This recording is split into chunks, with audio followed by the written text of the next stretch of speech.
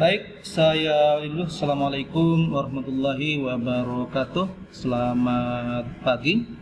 Jumpa lagi dengan saya Ahmad Syafi'i di channel Sahabat Pelajar Digital. Semoga video pembelajaran kali ini menjumpai sahabat dalam keadaan sehat, selalu dalam lindungan Allah Subhanahu wa taala. Amin ya rabbal alamin. Baik anak sekalian,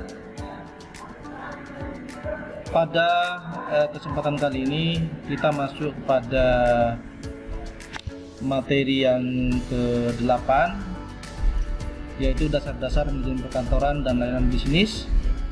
Elemen 2, perkembangan penerapan teknologi dan isu-isu global dalam manajemen perkantoran dan layanan bisnis. Dengan capaian pembelajaran pada akhir fase E, peserta didik mampu menjelaskan proses bisnis di bidang manajemen perkantoran dan layanan bisnis, tahapan fungsi manajemen, perencanaan peorganisasian, pelaksanaan dan pengendalian dalam lingkup pekerjaan kantor baik secara offline maupun online seperti work from home, work from anywhere, serta pengenalan rantai pasok supply chain dalam layanan pengelolaan barang berbasis K3, industri, dan 5R.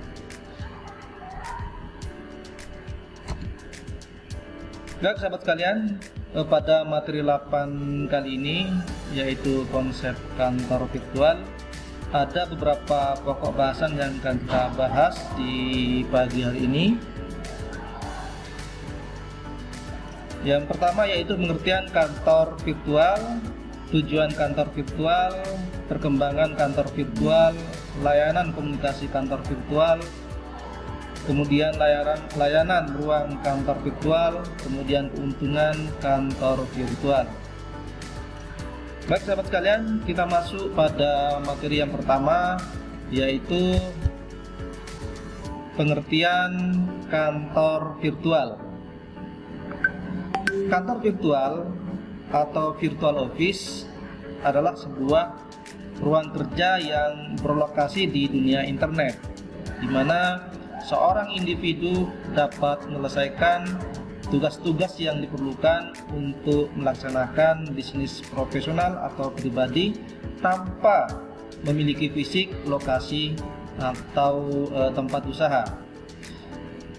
Kantor virtual merupakan sebuah bentuk aplikasi layanan perkantoran dalam format virtual yang bekerja secara online. Pengaturan operasional dan fungsional suatu kantor virtual memungkinkan pemilik bisnis dan karyawan untuk bekerja dari lokasi dimanapun dengan menggunakan teknologi kantor seperti PC, laptop, ponsel, dan akses internet. Nah, itu sahabat sekalian pengertian kantor virtual. Kemudian selanjutnya, apa tujuan kantor virtual?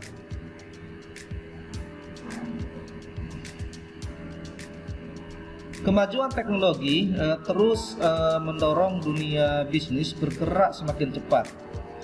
Kantor virtual timbul sebagai upaya untuk mewujudkan pengurangan penggunaan lingkungan kantor secara fisik. Pengurangan bahkan peniadaan tersebut bertujuan sebagai efisiensi kerja yang berujung pada penekanan biaya, cost reduction. Sebuah kantor virtual dapat memberikan penghematan yang signifikan dan fleksibilitas dibandingkan dengan menyewa ruang kantor tradisional. Sehingga sahabat sekalian, kantor virtual merupakan implementasi dari upaya otomasi perkantoran, office automation, yang bertujuan membantu karyawan untuk meningkatkan produktivitas kerja mereka. Untuk perusahaan skala kecil dan menengah, menggunakan kantor virtual tidak sama dengan pengurangan karyawan. Dalam hal pengurangan kantor secara fisik, maka yang dikurangi adalah wujud fisik kantor berupa ruangan, meja kursi, maupun lemari arsip. Sebagai gantinya, karyawan tetap dapat bekerja melalui kantor virtual.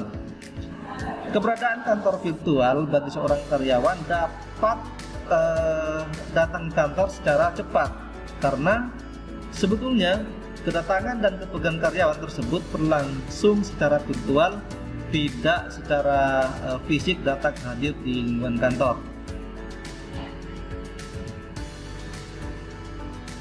Sahabat sekalian, mewujudkan suatu kantor virtual berarti mempersiapkan infrastruktur otomasi perkantoran, melakukan definisi ulang ya proses kerja kantor, serta mempersiapkan kondisi karyawan untuk bekerja melalui kantor virtual.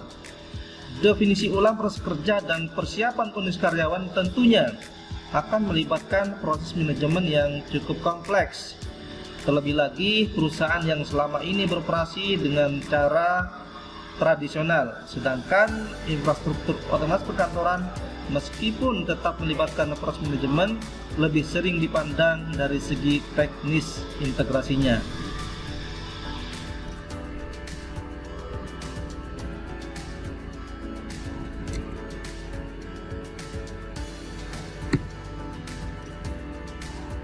Nah, sahabat sekalian, infrastruktur otomasi perkantoran dapat tersusun atas 3 jenis aplikasi ya. Ada aplikasi perkantoran meliputi pengolah kata, pengolah table, pengolah slide, presentasi dan lain sebagainya. Kemudian aplikasi komunikasi termasuk email, pesan, voice email, telepon, fax, address book dan lain-lain. Kemudian aplikasi kolaborasi yang berisi aplikasi manajemen proyek, kalender, elektronik, forum diskusi, aplikasi konferensi dan lain-lain. Selanjutnya, sahabat sekalian, kita masuk ke perkembangan kantor virtual. Aplikasi komersial pertama dari kantor virtual terjadi pada tahun 1994 ketika Ralph Gregory mendirikan Virtual Office di Boulder, Colorado. Nah, perusahaan ini diperluas di seluruh Amerika Utara dan sekarang dikenal sebagai Intelligent Office. Kini dengan semakin banyaknya perusahaan yang menyediakan layanan kantor virtual, memudahkan individu untuk mengembangkan usahanya tanpa harus memikirkan infrastruktur otomasi perkantoran. Beberapa perusahaan kantor virtual telah menyediakan layanan dan bantuan yang terkait dengan kantor fisik seperti alamat kantor alamat kantor yang bergengsi, layanan menjawab telepon profesional dan menyewakan ruang kantor dan ruang pertemuan dan lain-lain. Sahabat sekalian, kantor virtual saat ini bukan hanya sebagai pemanfaatan ruang kerja di dunia maya, tetapi juga merupakan aplikasi lengkap termasuk komunikasi profesional. Itu sahabat sekalian. Selanjutnya, layanan komunikasi kantor virtual. Nah, di sini ada beberapa layanan komunikasi kantor virtual. Di antaranya yaitu resepsionis jarak jauh. Sebuah tim pekerja kantor virtual bekerja menggunakan teknologi komunikasi yang terintegrasi dengan perangkat lunak komputer untuk menggantikan resepsionis tradisional. Kemudian asisten virtual. Sebuah asisten virtual seringkali merupakan sekretaris bagi yang bekerja dari rumah dan jarang bertemu atau bertatap muka dengan klien. Kemudian layanan jawab atau call center beroperasi dari lokasi terpusat untuk tujuan menerima dan mengirimkan sejumlah besar permintaan melalui telepon. Kemudian layanan telepon kantor virtual menjembatani kesenjangan antara Anda dan klien. Kotak suara adalah teknologi yang menyimpan pesan suara elektronik. Kemudian gedung kantor virtual. Kantor virtual memberi Anda untuk memiliki kantor yang nyata di kota ya, di kota pilihan Anda agar dapat digunakan untuk bertatap muka, rapat pertemuan dengan karyawan lain atau relasi. Nah, itu sahabat sekalian layanan komunikasi kantor virtual. Kemudian selanjutnya layanan ruang kantor virtual. Apa saja layanan ruang kantor virtual? Yang pertama adalah alamat profesional, sebuah bangunan bergengsi untuk digunakan sebagai alamat bisnis. Kemudian alamat surat. Alamat profesional dapat digunakan untuk menerima mengirim surat tanpa konotasi dari sebuah PO Box. Resepsionis, kemudian business meeting space, ya. Penggunaan ruang pertemuan sesuai dengan permintaan per jam harian atau mingguan untuk melakukan pertemuan atau rapat. Kemudian sebuah kantor layanan lengkap, ya, sebuah kantor layanan lengkap virtual akan menyediakan internet, ya, broadband, fax, fotokopi, printer, fitur telepon tingkat lanjut, konferensi call, video conferencing, lobby atau ruang tunggu dan dapur. Kemudian ada juga lab resepsionis virtual, sebuah layanan menjawab virtual, adalah sebuah sistem otomatis dengan resepsionis virtual hidup. Ini jenis layanan dapat dinikmati tanpa membeli peralatan mahal. Selanjutnya sahabat sekalian, apa saja keuntungan kantor virtual? Nah, secara fisik ada 5 keuntungan yang dapat diperoleh dengan keberadaan kantor virtual. Pertama, pengurangan biaya operasional perusahaan seperti lokasi dan ruang tempat usaha, biaya peralatan kantor, gaji karyawan. Kemudian selanjutnya, kantor virtual menggunakan jaringan komunikasi formal. Seluruh bentuk komunikasi terjadi melalui kantor virtual tercatat secara formal. Kemudian rapat atau pertemuan dapat dilakukan melalui konferensi, telekonferensi dan video, dan dokumen dapat ditransmisikan secara elektronik. Kemudian selanjutnya adalah pengurangan halangan aktivitas kerja seperti hujan, jalan macet, tempat jauh sudah tidak dapat lagi menjadi alasan untuk tidak bekerja. Selanjutnya, keuntungan kantor virtual.